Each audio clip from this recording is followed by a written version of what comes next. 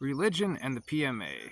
Many people have asked me, what is the religious makeup of the Return to the Land Private Membership Association? Or do we have any specific rules on which religions we basically allow? Or which, religions do people tend to follow who join the organization?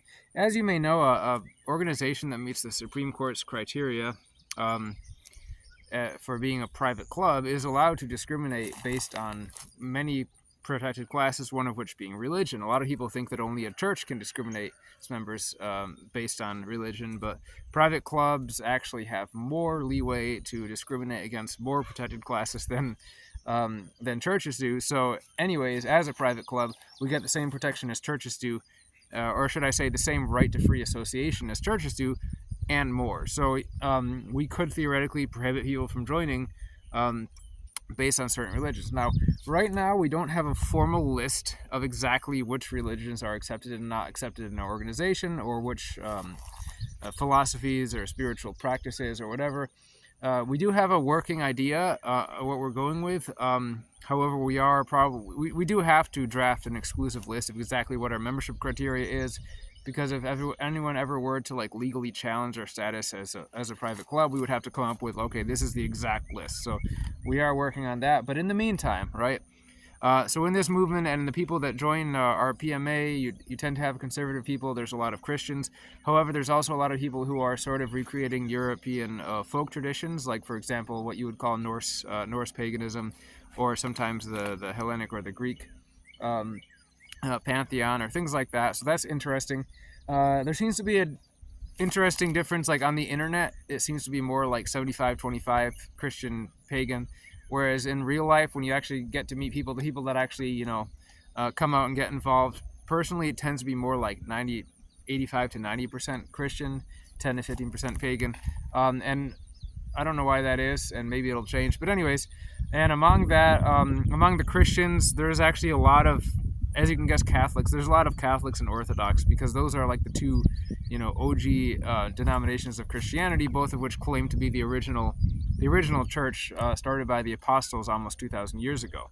And then there's a small smattering of different Protestant religions, but and I don't really have anything against Protestants, whatever, I joke about that a lot, but personally, of course, I have no issue with them, but it's just when people tend to get to like a certain level of right-wingism or conservatism or traditionalism, they usually jump from whatever Protestant denomination they are over to either traditional Catholicism or Orthodox Christianity.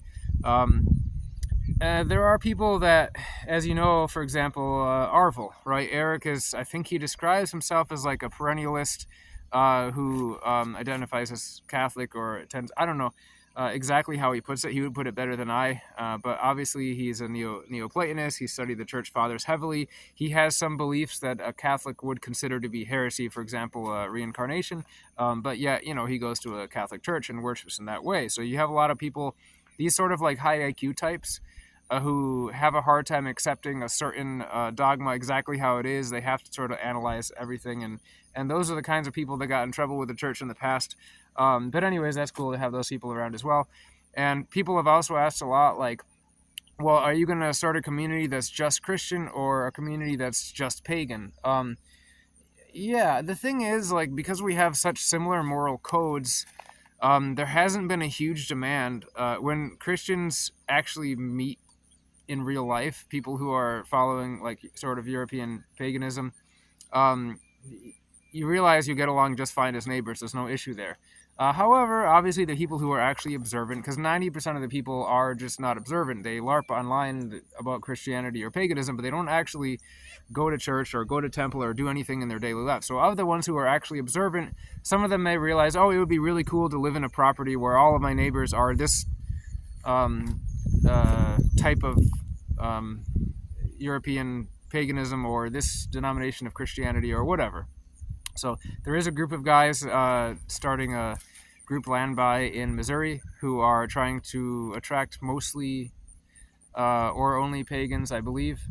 And there's a smattering of people who are interested in a group Land in Arkansas that's only Christian. Now the LLC can limit further than the PMA. So the PMA we're going to accept people based on our list of criteria. That doesn't mean the LLCs that own the land have to accept those people. So one LLC might be like, we are the Lutheran group Land By, we will only accept observing and practicing Lutherans, right?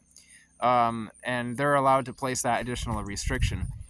Because of course Lutherans are going to get accepted into the PMA, right? And most of the group Land By LLCs might accept them whether they're Lutheran or Catholic or Norse pagan or whatever. But there may be an LLC here and there. It's like, okay, we are specifically going to be just for Christians or just for a specific denomination. So if you're wondering, yes, it is possible for a landowning LLC under our framework, under the Return to the Land framework, to place some additional restrictions. However, you don't want to go too far with that because, as I've said in previous videos, if you niche too deep, if you go too deep in the rabbit hole, you'll find there's very few people down there with you, right? We're already kind of a rare breed of people. You already believe a lot of things that most people in society would call you names for.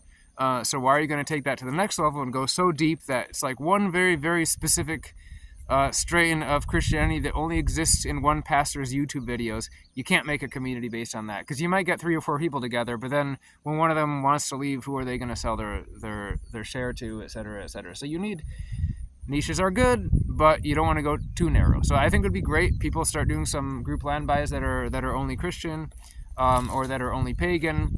More specific than that, I'm not sure, and I personally don't think it even needs to be divided that far, but I also understand that, hey, where there's the demand for it, you might as well do it. Some of you may see the cat behind me. His name is Logos. He's an orange boy cat. Those of you who have had orange boy cats, you know. He had a brother named Asha, and it was like a white/gray colored cat.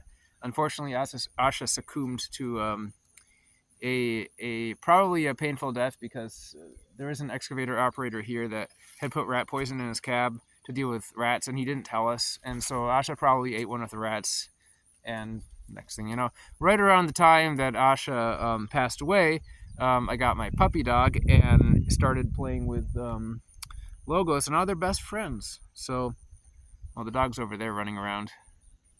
Can't really see him in the frame. Maybe you can. Anyways, that's probably all I got to say in this video for now. So summary, sum it all up. The Return to the Land Private Membership Association, we are going to be working on a list of criteria of who we accept, and that's going to include certain religions that we're looking for and certain that we're just going to be like, no, not interested. As for the landowning LLCs, you can certainly put additional restrictions, and people will. Just be aware of going too deep into a specific niche, so that, like I said, you're really deep down the rabbit hole and you look around and there's nobody down there with you. So just be aware of that. If you got any questions, comment below the video. You can check out returntotheland.org and check me out on Twitter, Telegram, wherever else I am. Have a good evening, folks.